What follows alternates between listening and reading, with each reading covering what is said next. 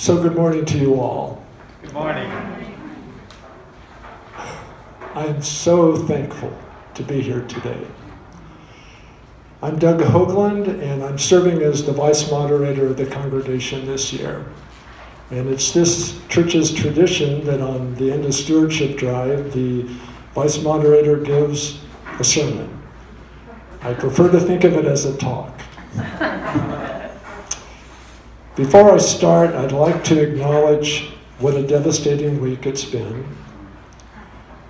And I'm grateful to have a community to be with today. And I'm so thankful that it's this community. I begin my talk today with a confession. I am what I sometimes refer to as a recovering journalist. And I mean by that, my default setting when it comes to communication is to tell someone's story. And so that's what I plan to do this morning. I will be telling a small portion of Helen Winkle's story. Helen is a longtime member of Community UCC, and I want to thank her very much for allowing me to do this. She's given me permission to do this with one very important condition.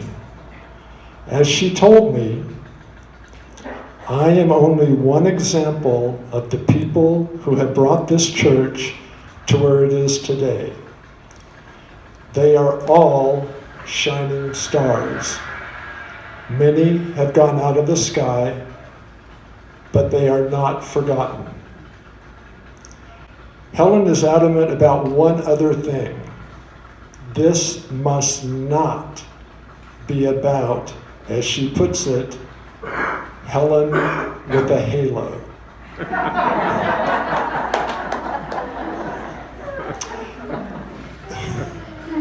Okay, on with the story. Helen came to this church in 1969. Richard Nixon was president. 2 men walked on the moon. The amazing Mets won the World Series.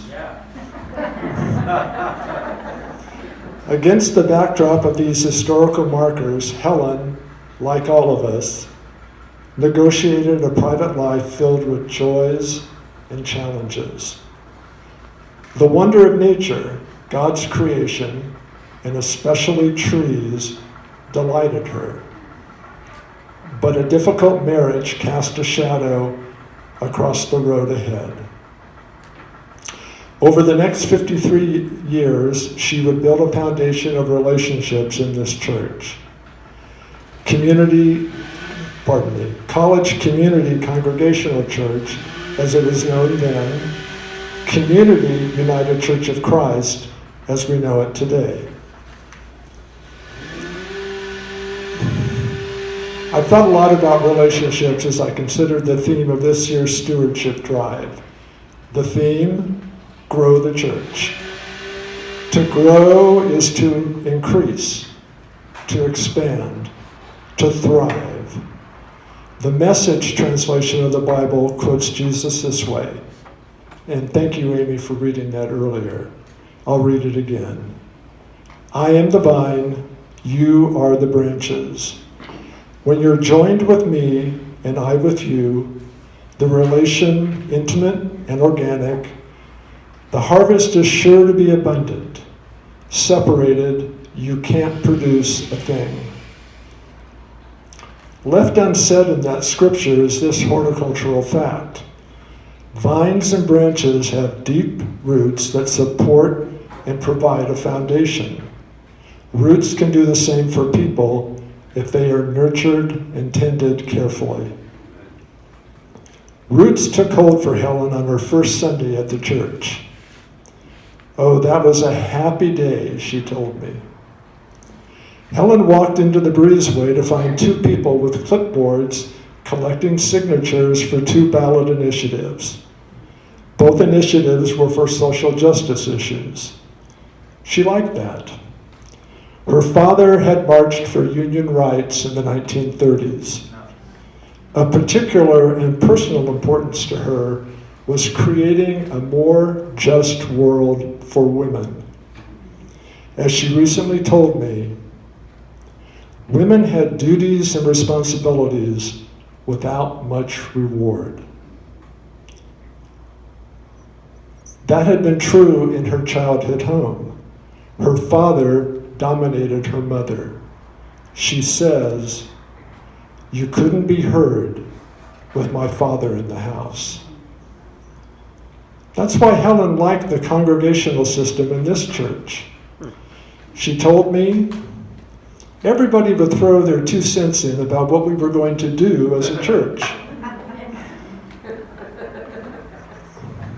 That statement really struck me. People spoke and were heard. This was a place where the branches and the roots were watered by the opinions and judgments of its people. As a result, the church grew. Was it always smooth? Of course not. It could be messy. People disagreed. Sometimes they got angry. She got angry too about some of the decisions made at the church. But the roots she nurtured here sustained her through different seasons. She says, "I've had to talk people out of leaving the church, and I've told them I'm staying. I don't like it, but I'm staying." This congregation grew because Helen made that decision.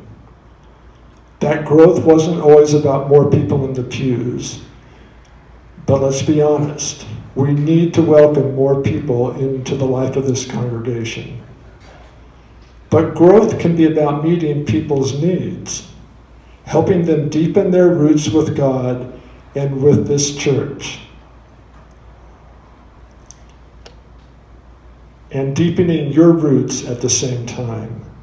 It worked that way for Helen. In 1970, she formed a group to support other women who, like herself, were divorced or separated on their way to divorce. Many, like her, had children. The group, 7 of them, met every week right in the sanctuary near the altar. The women journaled and shared what they wrote about their anger, their worries, their joys. They also held healing services where they prayed for their needs. Sometimes Henry Hayden, the much respected and beloved founding pastor of this church, joined them. Some people wondered what kind of spooky stuff was going on at their meetings. Other people noticed and wanted to join. One evening, a man with a skin problem came down the center aisle and asked for healing. The women laid their hands on him and prayed. Remember the words of Jesus. When you're joined with me and I with you, the relation intimate and organic, the harvest is sure to be abundant. Helen wasn't done harvesting. But it's also important to understand this. She wasn't spreading herself too thin. Life wouldn't let her. She was by now a single working mom with 2 teenagers to support. And as she told me, I helped out where I could. She gravitated toward doing things in the church that met her needs, and in the process met the needs of others as well. That's what happened when she started the church's lay care team. She says, if you were willing to come to church, I figured you deserved a visit. I needed that kind of support. The care team was a place for me to give and get. It worked this way. She assembled a team of 12 people who visited folks in their homes. As Helen told me, just showing up at people's homes was probably the biggest benefit of what we did. Showing up. I really like that phrase. It's what we in this church do for one another, and we can do more. In fact, Pastor Julia plans to talk to Helen about how to revitalize lay ministry to care for our members and our friends. There's a principle at work here that's so wonderfully simple and yet profound at the same time. It also seems so in keeping with the Jesus way because Jesus told stories. As Helen says, people talking to each other and telling each other their stories and supporting one another. That's the church. At this point, I'd like to circle back to Helen's reluctance to have me speak so much about her. We had a long conversation about it this week. She told me, so many people in this church have sacrificed for others. When I think back to all the people I've known here, I'm only an infinitesimal part. So why am I speaking about Helen? When I learned about this speaking opportunity for Stewardship Sunday, I sensed that I should talk with her. I didn't know her too well at that point, but she came to mind. Maybe that was a God thing. I think Helen would call it, in fact I know she would, listening to your higher power. Through the years, Helen has listened and talked to God. For many years, she led our church's confidential prayer team. Talking about the prayer team takes me back to the scripture when Jesus uses the metaphor of the vines and branches and says, "Separated from me, you can't produce a thing." Helen and the prayer team have not tried to move forward without a connection to the divine. At the same time, she is not sentimental about her faith or about this church, her church, our church. Her roots are deep because of what she's done in the past, but she is clear-eyed about moving forward. As she told me, we have some respect in the community because of our history, but the church can't live on what it's done in the past. Let me say, as a relative newcomer to Community UCC, I've been here for almost 5 years. I'm truly thankful for the history of this church and the people who have lived it. For more than 60 years, Community UCC has stood as a beacon for a Christian gospel that seeks justice, welcomes questions as a vital part of a person's faith journey, and makes sense in the 20th and 21st centuries. I'm thankful and appreciative for all the people who invested their time, their skills and abilities, their money to building and nurturing the roots of this congregation. I'd like to repeat something Helen told me. I am only one example of the people who have brought this church to where it is today. They are all shining stars. Many have gone out of our sky, but they are not forgotten. Every year, the Stewardship Drive gives us all the opportunity to show our gratitude to those people and to make another commitment to helping the roots of this church go deeper. As today's scripture reminds us, we can't do it without Jesus and without God. But we can't do it without each other either.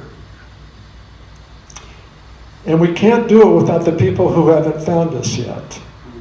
People who will watch our live stream broadcast on Sunday mornings. People who will see the rainbow flag we fly because we are an open and affirming congregation. People who see the xeriscape and solar panels we installed out of a concern for this planet. People who learn we are a congregation not afraid to talk about racism, and a congregation where people can talk about mental health struggles. We want to welcome them. We want to hear their stories and tell them ours too. We want to do the same for the people who already sit in the pews next to us, people we don't know as well as we could. I've told you some of Helen's story today, I'd like to finish with one more slice of that story. When you walk up to the door at her house, you can't help notice a large pottery dish filled with yellow pansies. They've taken root there and thrive. Helen said that one cold, gray winter day, a man with a cap pulled low on his face came up the walkway toward her front door. He was carrying the flowers. Helen watched him come closer. Finally, she recognized the man. It was Helmut Klus. Helmut is another member of Community UCC who's helped this church to grow through his faith, his commitment, his kindness. Helen says the care of people like Helmut has seen her through the last 53 years. She says something else about this place that is deceptively simple, yet packed with meaning. Her statement, "This is my church." Please let that sink in. This is my church. May we all say and act with that same sense of commitment.